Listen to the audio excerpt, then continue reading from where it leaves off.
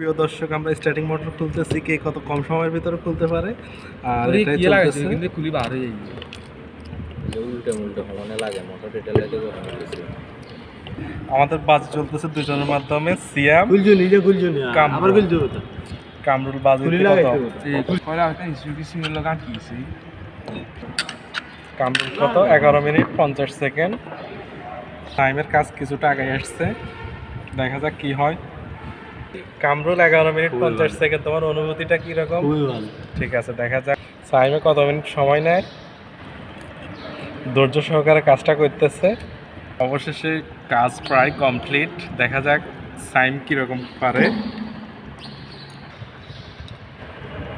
সে class করে নিয়ে হবে এটা এই সময় লাগে না। সাইম উইন।